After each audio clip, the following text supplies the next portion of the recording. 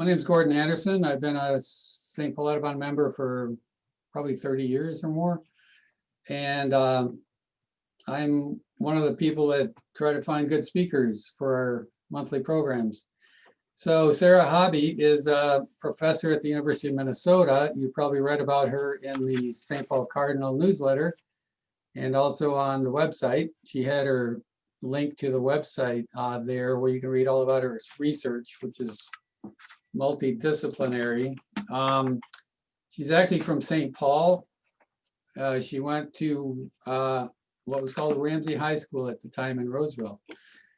And then she went to Carleton University and then her college, and then she went to Berkeley University. And that's where she did research on the Arctic tundra on the North Slope, where certain people want to lease oil in the National Wildlife Refuge up there. So she did research there on methane emissions of the Arctic tundra. And then she's been at the University of Minnesota since 1998 in the Ecology, Evolution, and Behavior Department. And she's also involved with Cedar Creek Long-Term Ecological Research Program. She's a co-leader there. As you read in her bio, she does a lot of research on aquatic systems and nutrient pollution, especially I think in the Mississippi watershed. And by the way, she is turning back her honorarium to St. Paul Audubon.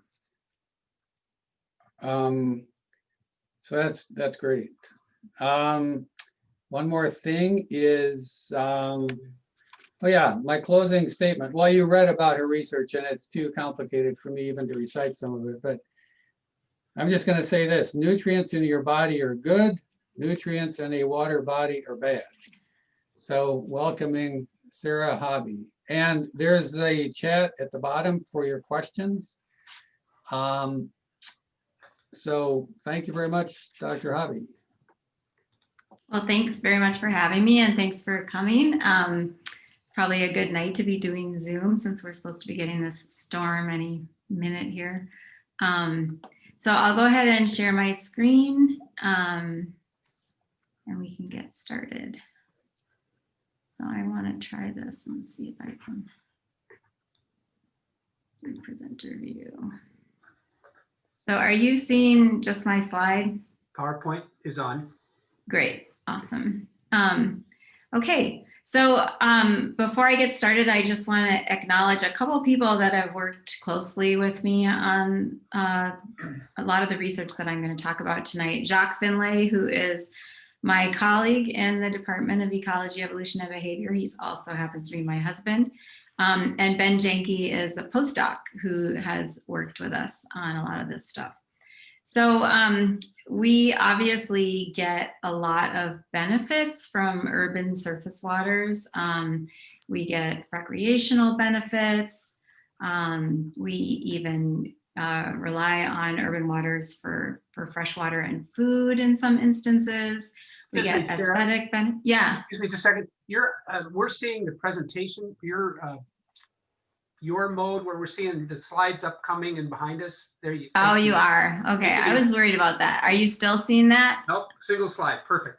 Thank you. Okay. All right. And thanks. And then we also get aesthetic and even mental health benefits from our urban waters. And we've come a long way in terms of improving water quality in urban systems. So this is a photo that I just love from the Historical Society, which is showing Phelan Creek in Sweet Hollow. So if any of you have hiked through Sweet Hollow or ridden your bike through Sweet Hollow, if you haven't, I highly recommend it. You guys have probably gone birding in Sweet Hollow. But you can see the outhouses perched over Phelan Creek here.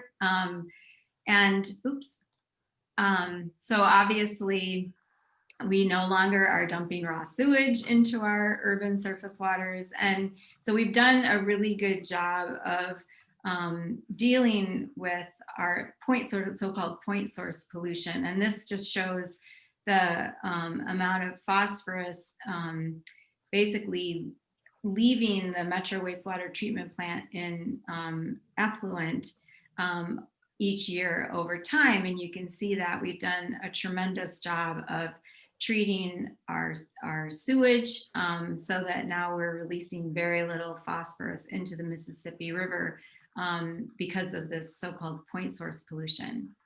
But we're really still struggling with what we call non-point source pollution, where lots of small sources of pollutants are entering our urban waters. And a lot of the problems in our urban waters stem from an overabundance of phosphorus and nitrogen that are entering our surface waters through the so-called non-point source pollution.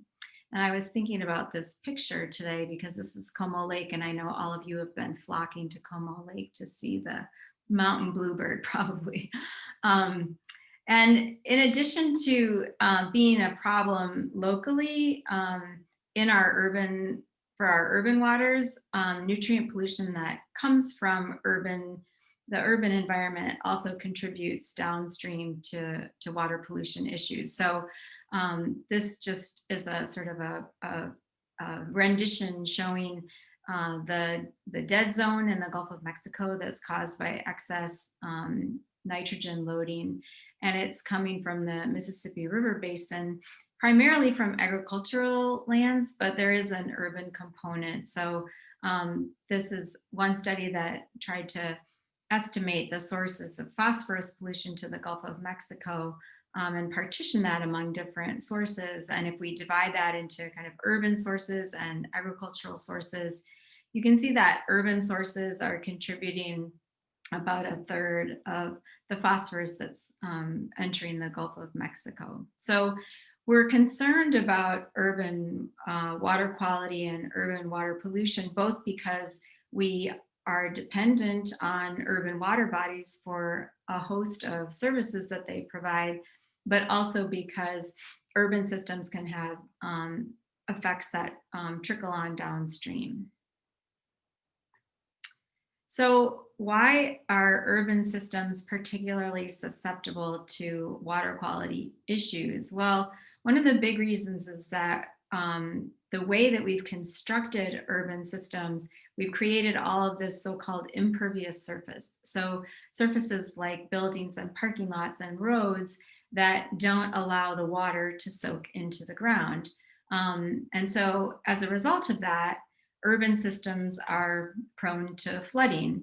And so in order to deal with that, we've had to create these drainage networks that rapidly move water off of the landscape so that we don't end up with flooding as shown in this picture.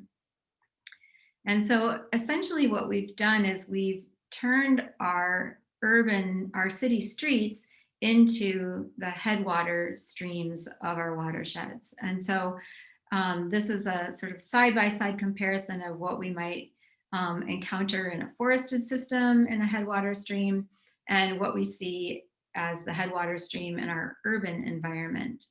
And so you can see that there are a number of differences between these two so-called headwater streams.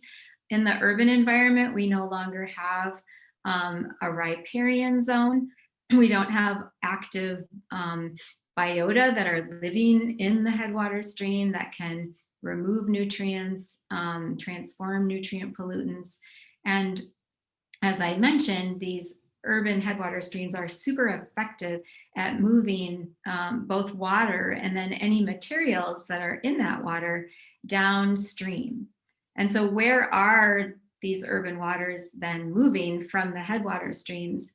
Well, they're ending up in our urban streams, which for the most part in the Twin Cities look like this.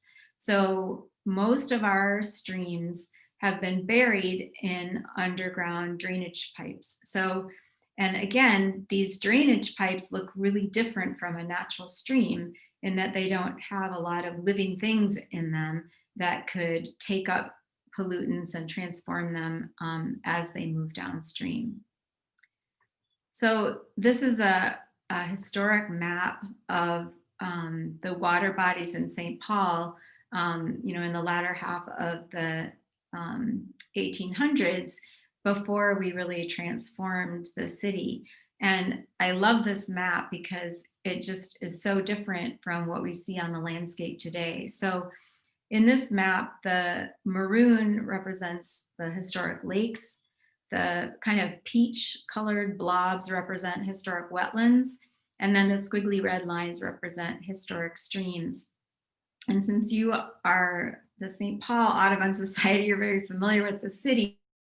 So you can, find where you live and see how much things have changed. But you can see that there used to be really large wetlands in the city, and there used to be a number of streams that were draining this area and were tributaries of the Mississippi River. And then, some of our lakes like Como Lake, you're probably familiar with that, how it used to be bigger. And then there were some additional lakes that are completely gone now. So we've really transformed our urban water bodies, and that has implications for how nutrient pollutants move into the Mississippi River and into our lakes. So as an ecologist, when I think about water pollution, I like to put water bodies into their watershed context. And the approach that we've been taking to try to understand the sources of nutrient pollution to urban water bodies, we've borrowed from work that was pioneered out in the White Mountains of New Hampshire, where people took what's called a small water body approach. And I'll explain what I mean by that. So basically, in order to understand the cycling of water and nutrients and other elements in a landscape, they would measure what was coming out of the watershed in small streams, and measure what was coming into the watershed through precipitation. And then any difference between what was coming in and what was sort of exiting the watershed downstream told them something about how that water and those elements were being transformed and processed and cycled within the watershed. And so we've been taking a similar approach in the urban watershed. And our urban watersheds, though, are really different from these more natural watersheds. So I'm going to just use a couple of cartoons to illustrate some of the key differences. So what I'm showing here is basically my cartoon of a watershed. So we have this water body down here, this lake that we're concerned about. And if we're trying to understand the nutrients coming into this lake, we might think about, not only what's being exported from the watershed, but also what are the nutrients that are coming into the watershed? How are those nutrients making their way through the soil to the streams? How are they making their way into the streams, and how are they processed and cycled as they move downstream, including through any wetland areas? So we can take a similar approach in the urban watershed, where we might have an impaired water body. So not only are we interested in what's coming into that lake, but what are all the processes that are happening upstream of that lake in the watershed that are contributing to the nutrients, the pollutants that are coming into this lake. But you can see that our urban watershed looks really different from our non-urban watershed. This urban watershed has this really dense drainage network that we've constructed in order to rapidly drain water off the landscape. And so not only is this a dense drainage network, but it reaches high up into the watershed. And we've also basically removed a lot of the sort of opportunities for nutrients and other pollutants to get trapped or processed before they make their way into that lake that we're concerned about. We've removed the riparian areas, and we've removed the wetlands, and we've removed the in-stream biota that might otherwise process these nutrients. So we've basically been taking this small watershed approach in the urban watershed to try to understand pollution of downstream water bodies. So we've been trying to quantify what's being exported from these watersheds in drain pipes, and what what are the nutrients that are coming into these watersheds. And then by comparing what's coming into the watersheds with what's being exported, we can learn something about how those nutrients are being processed or not as they make their way from the land into the water. So we've essentially been asking 3 different questions. First of all, what are the sources of nitrogen and phosphorus that are coming into these watersheds? Are those nutrients being held in the watershed? Are they being retained, or are they being exported downstream? And if they're being exported, what are the major pathways that are contributing to that export? What are the main ways that nitrogen and phosphorus are being lost from these watersheds and exported into water bodies where, as Gordon mentioned, we don't want them? So we've been working in subwatersheds of the Mississippi River. And so these are presumably watersheds that you're familiar with because they're mostly in St. Paul. And we've been working closely with the Capital Region Watershed District. So they've been really generous in providing some data that we've been able to analyze in some of our work. And then we've combined those data with new data that we've collected. And so these are the watersheds, these colored regions are the different watersheds where we've been working. And each of these red dots represents a monitoring station, which is essentially a storm drain at the bottom of the watershed where Capital Region has put in monitoring equipment where they measure the water flow and also the nutrient export from these different watersheds. And then what we've been able to do is use a variety of approaches to try to quantify the nutrients that are coming into the watershed, as well as export of nutrients through pathways other than stormwater. And so we've used household surveys, we've used models, and we've done some field work as well and made on-the-ground measurements to try to put together a picture of what the nutrients are that are coming into these watersheds, where are they coming from, and then of those inputs, how much of that is being retained versus exported, and what are the export pathways.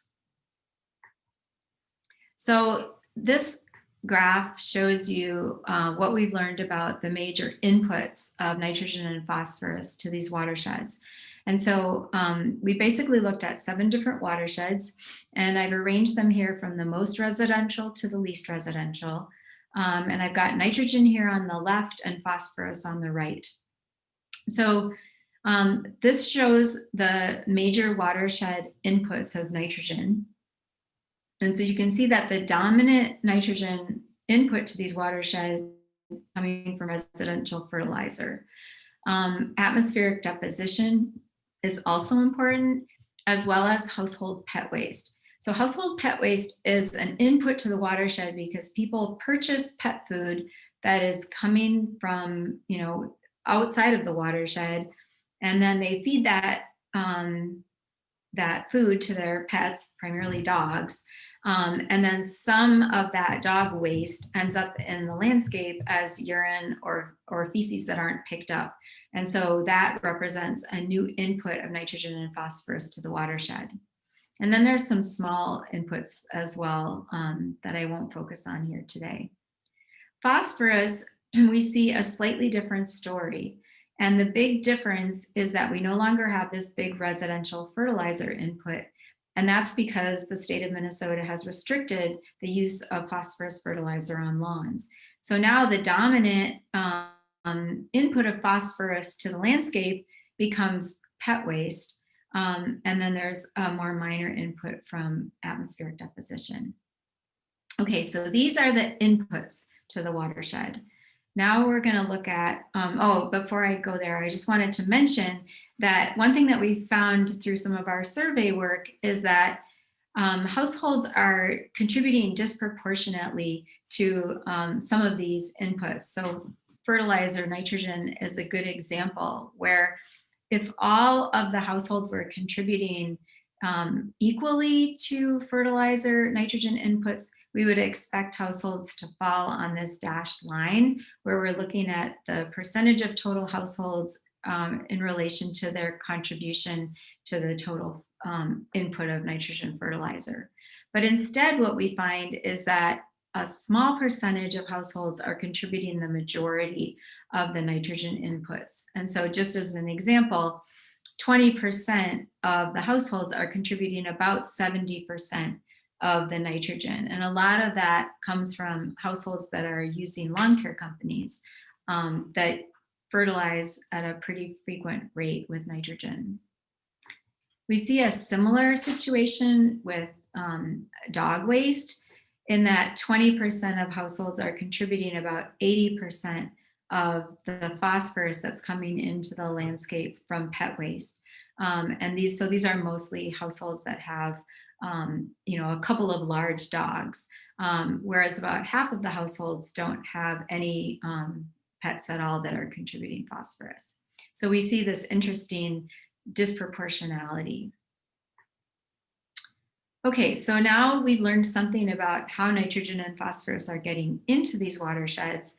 So the next thing that we're going to do is ask, are these nutrients retained in the watershed, or are they exported from the watershed? And so to get at that question, we need to compare the inputs of nitrogen and phosphorus to what's being exported in stormwater. And so I'm just going to show you the total exports of nitrogen and phosphorus from these watersheds. So these graphs are similar to the ones that I showed you previously, except now we're looking at watershed outputs. So basically what's leaving these watersheds. And you can see that for both nitrogen and phosphorus, storm drain export is the dominant way that these nutrients are leaving these watersheds. So this is just basically water or nitrogen and phosphorus that's being carried out of these watersheds in stormwater. There's also some export when people remove yard waste, such as leaf litter, grass clippings.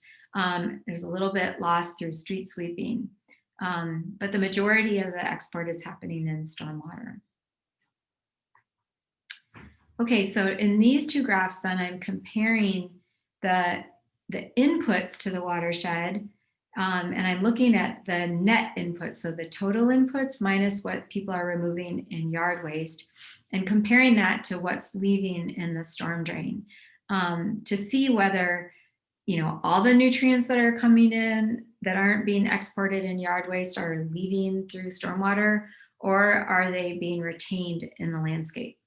And so what we see and so each of these dots represents one of our watersheds in this picture.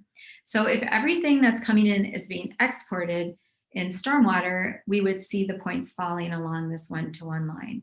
But instead for nitrogen, what we see is that basically we seem to have nitrogen retention in the landscape, where what's coming in is greater than what's leaving. So it seems to be like accumulating somewhere in the landscape. Phosphorus, on the other hand, we're seeing very little retention. Most of the points are close to this one-to-one line, which means that basically the exports through the storm drain are equal to the net inputs. And this is really different from what we see in natural watersheds. In natural watersheds, we see that phosphorus is highly retained. And so we found that these urban systems are really good at exporting phosphorus, which is not what we want, because phosphorus is a big contributor to downstream nutrient pollution. So I'm going to just talk a little bit about this nitrogen retention issue, and then we're going to spend the rest of the time talking about why phosphorus is so readily exported from these watersheds. So just to focus in on this nitrogen retention issue for a moment. So one question that we had was, well, if the nitrogen is being accumulated in the watershed, where is it ending up? Where is it being accumulated? And so we did a number of calculations that suggested to us that actually it probably isn't being accumulated in the landscape. In fact, it's probably leaving the landscape, but just through pathways that we haven't done a good job of measuring.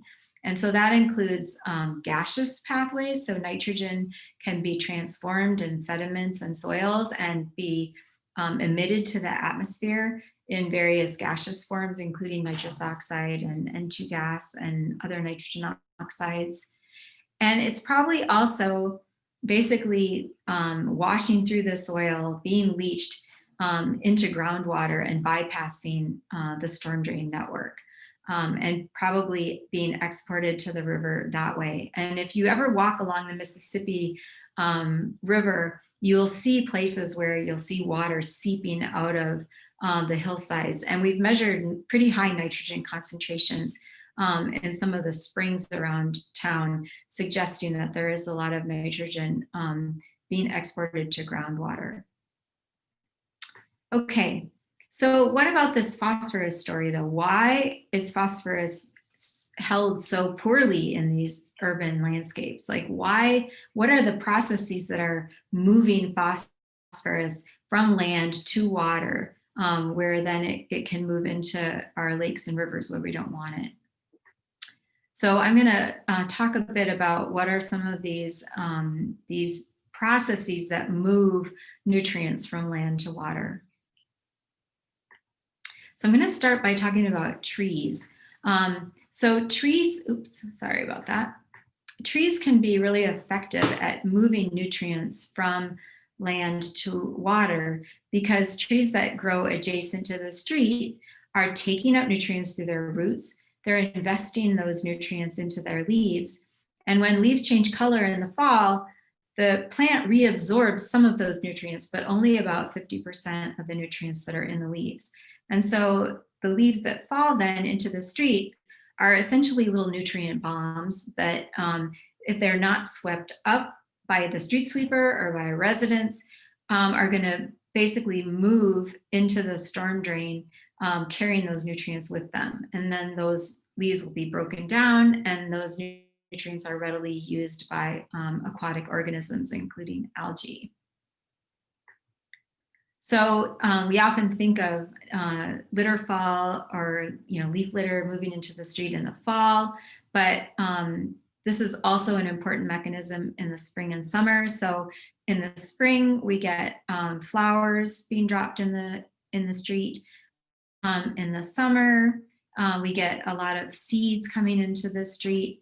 And then in the fall, of course, we get this big litter fall. So this is a calculation that we did where we basically estimated the runoff phosphorus from these different watersheds. So each of these symbols represents a different one of our watersheds that we've been studying. And these blue squares represent what's being exported in runoff. And then the green dots are our estimate of how much phosphorus is falling into the street annually through litter fall from boulevard trees that are next to the street. And so you can see that, it's a sizable contribution to the runoff P. So we're estimating that what is coming into the street in litter fall is somewhere between 37 and 64% of what's ultimately. This suggests that litter fall can be a substantial contribution to moving phosphorus into our urban waterways. And we have some additional evidence that that's the case. So this was a study that Ben, our postdoc, led, where he looked at a number of different watersheds across the metro and looked at the relationship between canopy cover over the street and the concentration and export of phosphorus in stormwater in those watersheds. And so this shows his results, where here we have the fractional tree canopy cover over the street. So going from a little less than 50% down to about 0. And then the relationship with the concentration of either phosphorus in blue or nitrogen in green. And so you can see that across all of these watersheds, as you increase the canopy cover over the street, you get an increase in the nutrient concentration in stormwater. And in addition, we've done some work looking seasonally at a small residential watershed that has pretty high tree canopy cover. And so this just shows over the year the concentration of phosphorus in stormwater. And you can see that there's a peak in June, which corresponds to leaf out, when all of those trees are dropping flowers and bracts and seeds into the street. And then we see an even bigger peak in the fall, corresponding to the peak litter fall. And then finally, this is a study that was actually done in Madison, Wisconsin by Bill Selvig, who works for the USGS. And he did a paired catchment study. So a catchment is just a word we use to describe a very small watershed. So he had 2 watersheds in Madison that had pretty high tree canopy cover. And he had one that was just a control where they didn't do street sweeping, and then one where they swept weekly and did extensive leaf removal from April to November. And then he compared the nutrients that were being exported in stormwater from these 2 catchments. So this shows what he found. So this is the control catchment, and this is the catchment that had all the sweeping done. And you can see that, especially in the fall, there was a big reduction in the phosphorus that was being exported from the treated catchment compared to the control catchment. So we have lots of evidence that trees are contributing nutrient pollution to stormwater. And so I just want to pause and say that, I don't think trees are bad in the city. Trees provide all sorts of benefits, not their habitat for birds. They also provide cooling through their shade and evaporative cooling. But they do provide an opportunity, I think, where we can do a better job of managing leaf litter that's coming into the street. And I'll talk a bit more about some work that we're doing with the Pollution Control Agency on that front in a bit. Okay, so the other big way that nutrients are getting moved from land to water, so from land into the street, is through runoff. And work that we've done suggests that runoff can be particularly important during 2 times of the year. During extreme storms, and then also during the spring thaw. So let's talk a little bit about extreme storms. So this is a picture of one of these heavy rainfall events, and we're getting more and more of these heavy rainfall events as climate changes, especially in the early part of the summer. So this is actually a picture out our bedroom window during one of these intense rain events. And you can see that we've got water basically moving, basically from our backyard all the way to the street. So the water was flowing down a little slope over the sidewalk, over the boulevard, and into the street, and carrying presumably a lot of nutrients with it. And I'll show you some evidence for that in a minute. And the other time of year that we think is really important for nutrient runoff is during the snowmelt period. So let's look at some data to support this. So this shows now we're back in a single watershed, that little small residential watershed. And we're looking just over the course of the warm season here, spring, summer, fall, at the cumulative phosphorus that was exported in different years. So different colors represent different years. And you can see that in drier years, we get less total phosphorus coming out of this little watershed than in wetter years. And you can see that these lines look kind of step-like, and that's because every time we get a big rain event, we get a big jump in phosphorus export because we get a lot of phosphorus coming off during these strong storms. It's really hard to make measurements like this during the winter because the sampling equipment freezes, but we have managed to get some wintertime measurements. So this shows data from 1 year where we measured phosphorus export over the whole winter. And what you can see is that when things started to melt in the spring, we get another big jump in phosphorus export. And so about half of the phosphorus that was being exported from the watershed in this particular year, 2012, was coming off during the spring melt. And so we don't really know exactly what that phosphorus is. Is it coming from runoff over the surface of turf grass? Is it material that didn't get swept up in the street that's getting washed into the storm drains in the spring? Is it material that accumulated over the winter, either in the snowpack or in the street? We're not exactly sure. But we do know that runoff, especially during extreme events and during winter snowmelt, is an important way that nutrients are getting moved from land into water. And if we go back and look at this stormwater peak concentrations over the course of the year, now we can add the early part of the season, and you can see that there's another peak during the snowmelt period. Okay, so just to kind of summarize what I've found so far, what I've told you so far is that, you know, household activities, both fertilizer use and pet waste, are dominating urban watershed nutrient inputs.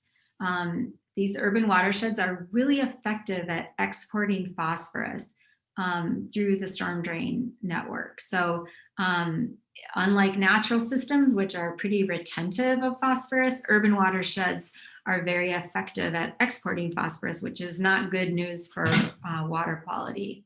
On the other hand, it appears that these watersheds are more effective at retaining nitrogen, but we're a little uncertain about whether that nitrogen is actually being retained or whether it's just being lost through pathways that we're not measuring, either to the atmosphere or to groundwater. And leaf litter fall from trees adjacent to streets and also runoff during extreme events seem to be significant pathways by which nutrients are lost to storm drains. So I want to spend the rest of my time talking a bit about solutions, like what are some of the management challenges and opportunities for cleaning up our urban surface waters. And this picture is, again, a picture of Como Lake. So traditionally, stormwater managers have focused on what are referred to often as end of the pipe solutions or structural control measures, where essentially they put something between, you know, the watershed and the water body of interest to try to trap those nutrients. And these are just some examples, various types of stormwater ponds, including an underground stormwater pond. So essentially, a lot of the management that's been done so far has really focused on sort of right, you know, between where the water is being exported to the lake or the stream or the river. What can we do to try to trap those nutrients? And so we've been thinking a lot about, you know, what can be done higher up in the watershed to try to reduce nutrient loading of these water bodies. So can we do something about nutrient inputs? Can we do something to, you know, keep nutrients from moving into our storm drain network?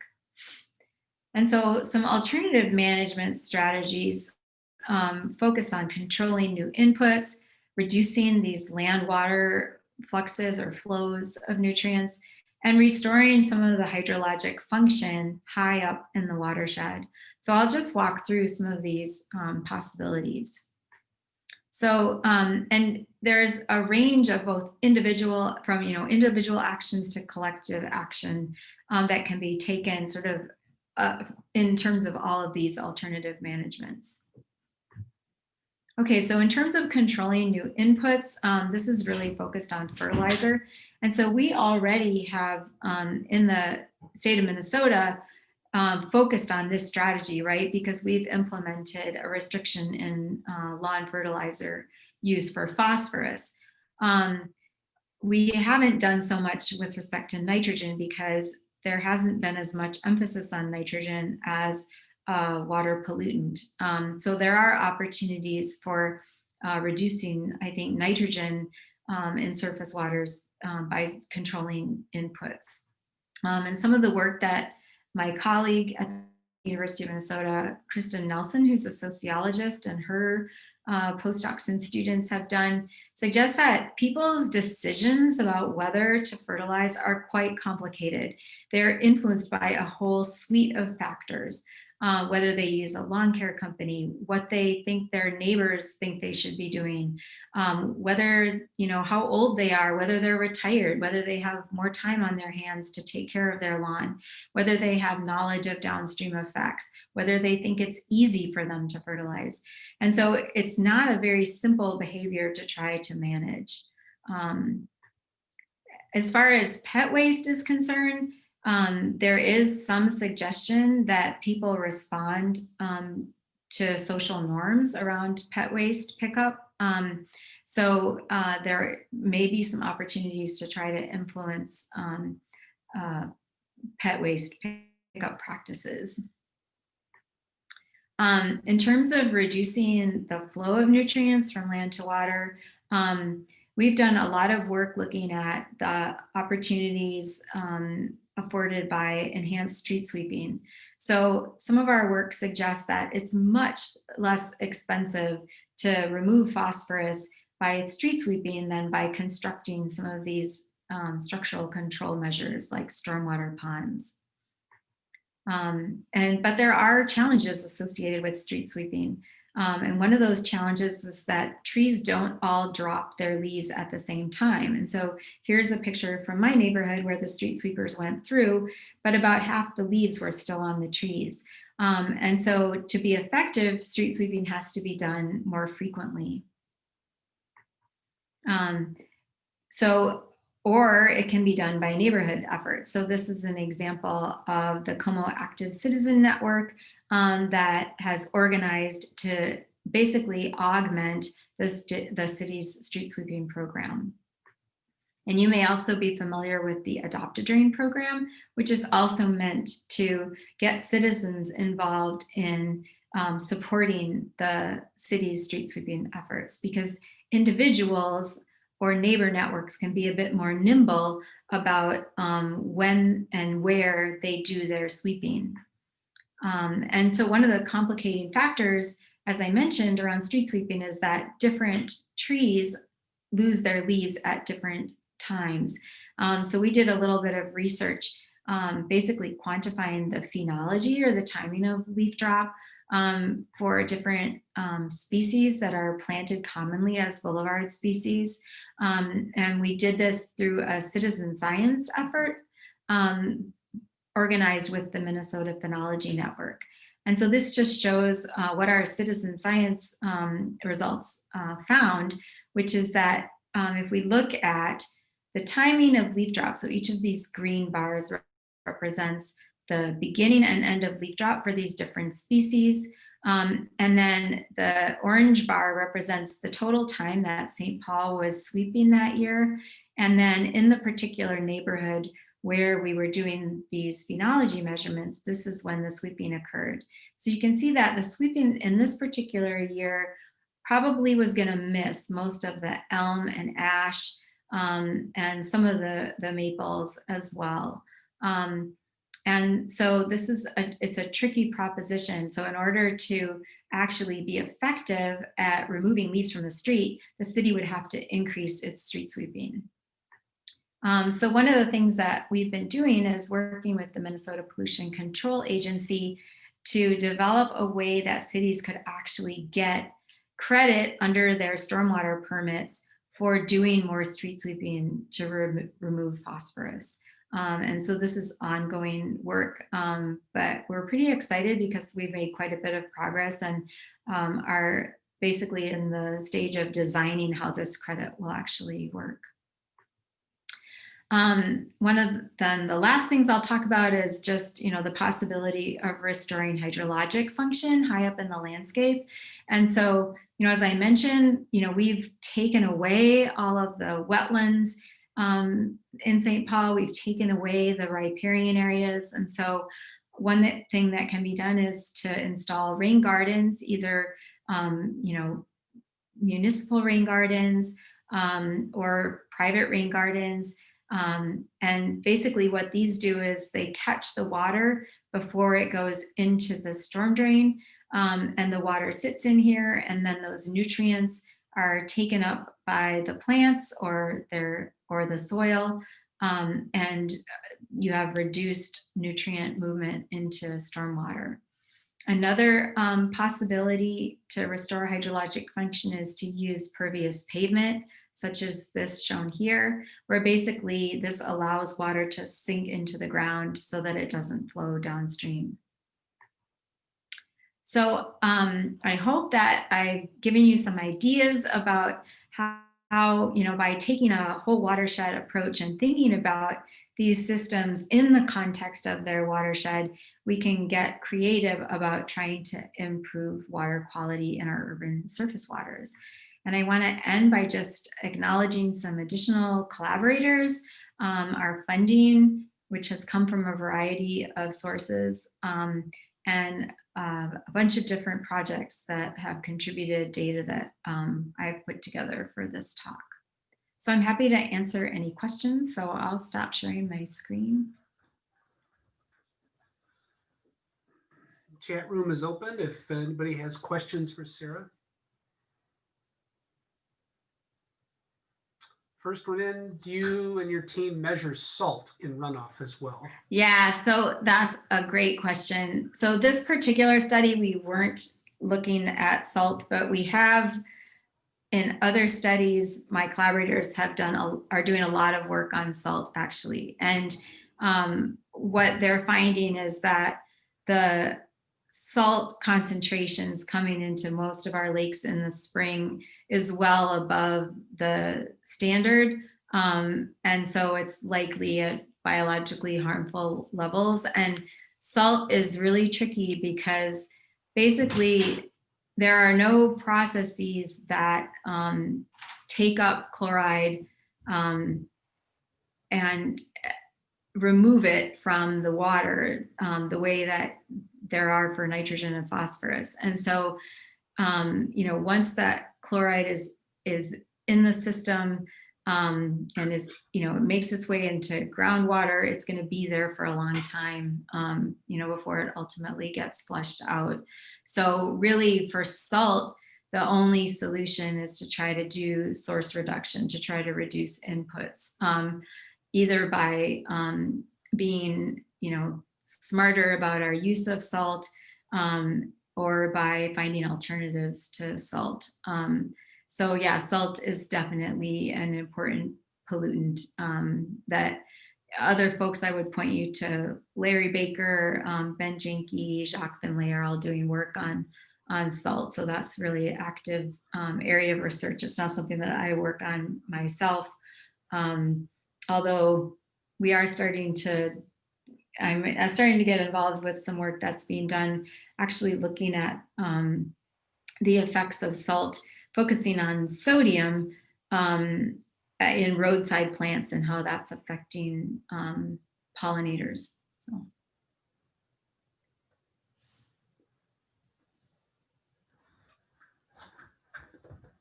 Well, we had 50 folks at one point, so that was a good, that was impressive. That's kind of fun. Any other questions? Somebody's got some.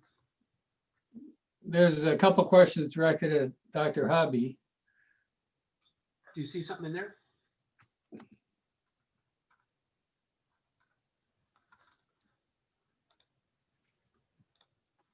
I'm going to have to get a copy of that map.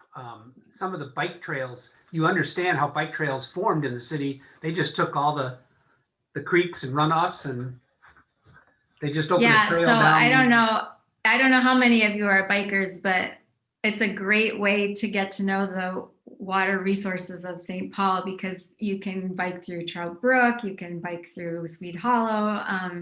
Yeah, biking is a great way to get to know what's going on in terms of surface water in St. Paul. And if you want to ride hills, you just go back and forth across them. So it's that's right. Yeah, it's a win. Yeah, so somebody's asking whether the different forms of nitrogen or phosphorus are important. Yes, that's a great question. I think it depends sort of kind of what stage you're thinking about. So, you know, anything that makes its way into stormwater, whether it's, you know, organic in the form of leaves or, you know, runoff nitrate, you know, is though that organic nitrogen is going to get broken down and transformed into forms that can be used by biota.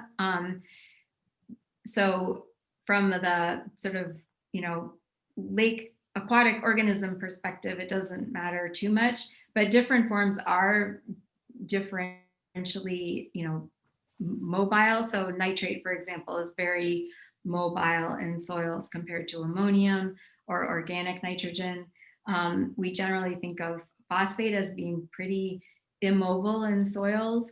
But as I mentioned, because of the way that we've, changed the hydrology, we are, still moving a lot of phosphorus into our streets, where then it can make its way into stormwater. Yeah, so are there any urban areas that have successfully managed this problem? Yeah, that's a great question. Portland is an example of a city that's just been super active in implementing all sorts of different measures to try to improve water quality, and I think they've been pretty successful. What's interesting is that a lot of cities right now are very concerned with not just the nutrient pollution issues, but with the flooding issues, because as rainfall is getting more intense, especially in the upper Midwest and the northeastern US, a lot of the storm drain networks were not designed to handle the size of the storms that we're starting to get. And so cities are becoming really concerned with that. And it's actually cheaper to try to implement some of these kind of upstream measures, like putting in more rain gardens and stormwater ponds and these kinds of things, than trying to retrofit the the entire storm sewer system. Or in a lot of the northeastern cities, they actually have combined sanitary and storm sewers. So to prevent these combined sewer overflows, if you're familiar with that, they're trying to implement green infrastructure basically in the landscape. And so there's a lot of interest in that. We'll see if people are able to implement it at scales that are sort of up to the task of dealing with the increased intensity of storms that we're getting with climate change. Somebody mentioned Lawns to Legumes program. Yeah, so it's so interesting. There's been sort of this, there's, a lot of interest in pollinators, especially in the Twin Cities. And so people are starting to change their attitude about what is a weed. And so there's a big effort that is kind of a partnership with the University of Minnesota and the Bee Lawn, or the Bee Lab, Bowser, to get people to start planting pollinator-friendly plants in their lawns. And a lot of those pollinator-friendly plants, like clovers, are also nitrogen fixers. And so if you plant those in your lawn, then the need to fertilize is reduced because you're getting nitrogen from the legumes. Let's see, are there programs? Go back up a couple. Yeah. Hallie asked, are there programs to provide incentives to encourage perennial native plants to replace grass?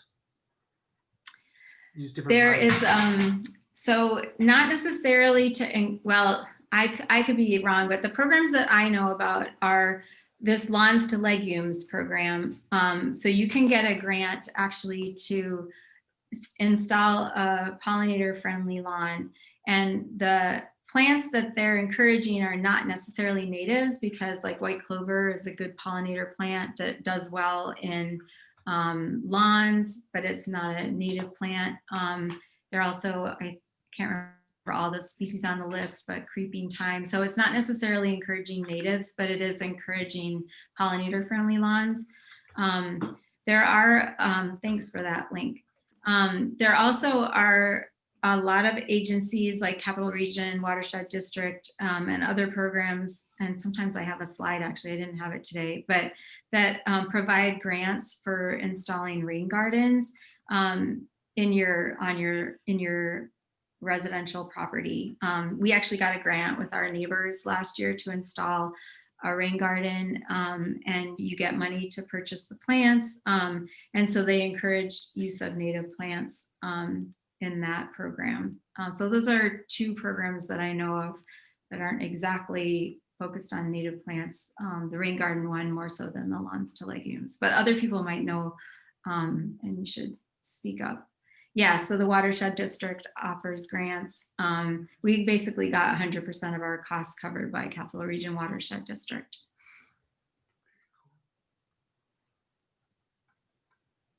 Are there other? Thanks, Howard. There's a Yeah, couple there's- questions to you right above the measure salt and runoff. Oh yeah, I think we talked about the salt issue, right? Yeah, but Yeah, so the like Cap Region, when they do their monitoring program, does measure salt at the same time that they're measuring nutrients. So, but there's two questions to you that I sent in. oh, your questions, yeah. So I could yeah, how repeat much them. okay, how much P and N are in dog waste? Yeah, so urine is really rich in nitrogen, and feces have a lot of phosphorus and nitrogen in them. And so there's quite a bit of nitrogen and phosphorus in dog waste. Yeah, so we don't have the data to be able to evaluate whether there have been, so I guess, so we don't have behavioral data on pet waste pickup practices. I always have trouble saying that. And we also, so Gordon is asking, have we noticed a reduction in phosphorus in storm drains as more people pick up after their dogs? And so we don't have the data to show that there's been a change in behavior to be able to couple that to the watershed phosphorus data that we have. And then you were asking about, isn't nitrogen a bigger factor in the Gulf dead zone than phosphorus and comes from farming practices? Yeah. So so this whole issue of nitrogen versus phosphorus, I didn't get into it too much, but I can get into it a little bit now. So we generally think that nitrogen is more important as a nutrient pollutant in coastal zones. And there are a couple of reasons for that I won't get into, but in urban water bodies, in freshwater urban waters, generally, historically, people thought that phosphorus was the big concern. There is some evidence now that both nitrogen and phosphorus are important in urban waters. And nitrogen is primarily coming from agricultural practices, but there also is an urban contribution as there is for phosphorus. And in fact, I don't have the numbers off the top of my head, but the wastewater community has focused more on phosphorus actually than nitrogen. So in general, like the smaller municipalities, their wastewater treatment plants are actually more effective at removing phosphorus than nitrogen. So there is an urban contribution, even though it's dominated by agriculture. Let's see. Yeah, it's all about which nutrient is limiting. And there's quite a lot of debate and controversy right now about whether we should be regulating both nitrogen and phosphorus or just one or the other. I think in general, the thinking is that we probably need to be focusing on both, because you have this kind of transition as you move from freshwater to the coastal zone in terms from phosphorus limitation to more nitrogen limitation. So we probably need to be focusing on regulating both. And I just didn't get into that in my talk because I didn't want to complicate things too much, but other questions? Well, this is Gordon again, but I think you had a chart about the dead zone, and I think farmland was by 66%, much greater than urban.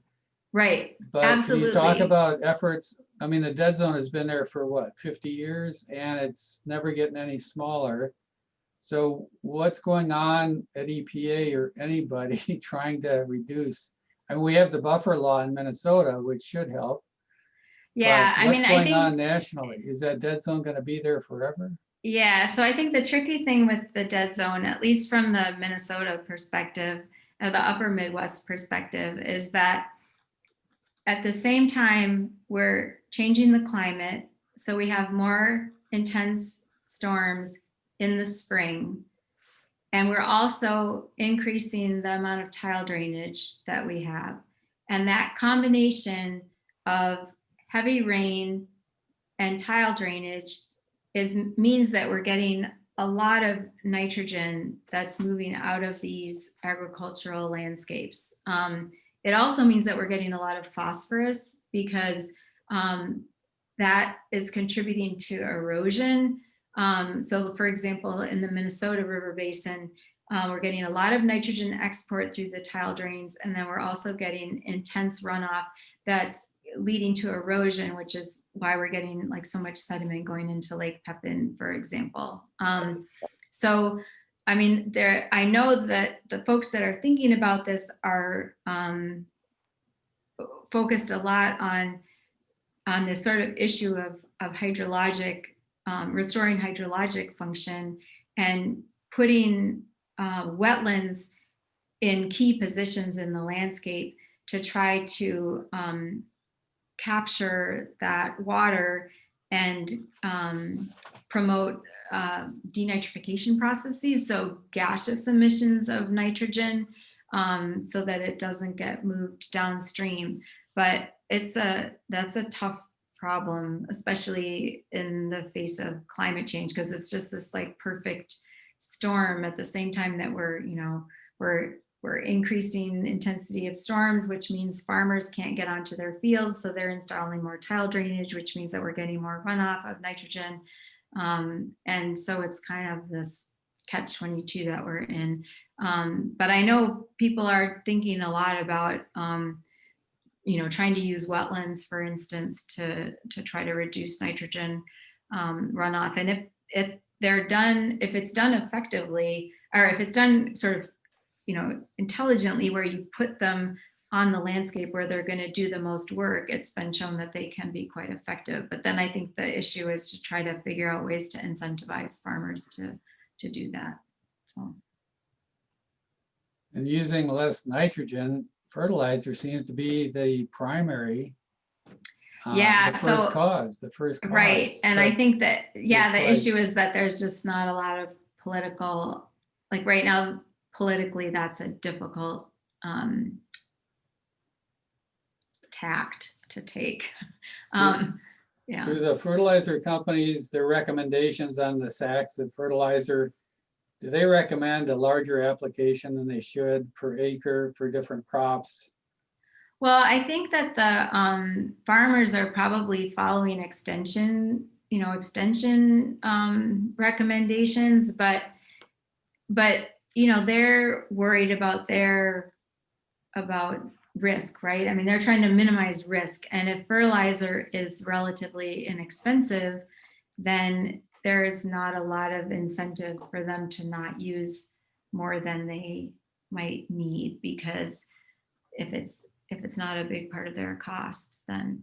But people are, I mean, I know folks at the U who are working on precision agriculture methods, where you're trying to basically apply the fertilizer where it's needed most, all sorts of slow release fertilizers to try to basically time the release of the fertilizer more to when the plants need it. So there is a lot of research going on to try to minimize fertilizer or nitrogen loss. But I'm not, and that's not where I don't work in that area, so it's more difficult for me to evaluate kind of what the barriers are to implementing those practices on a large scale, which is what's needed.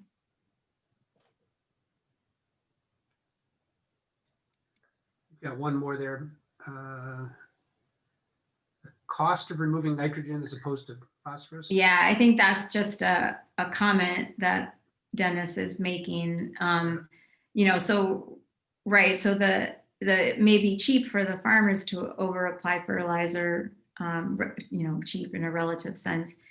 But then it's very expensive to remove that nitrogen, to treat high levels of nitrate. And so, who's bearing that cost, right? Is part of the problem, or a large part of the problem, is that there's a mismatch there. Well, thank you. Got anybody else? This was good. We will have this up on Facebook. On YouTube tomorrow. So if you've got friends or family that wanted to see it that weren't able to join us tonight, that'll be available. Probably put the link on the event page on the website. That seems to be the easiest place to find.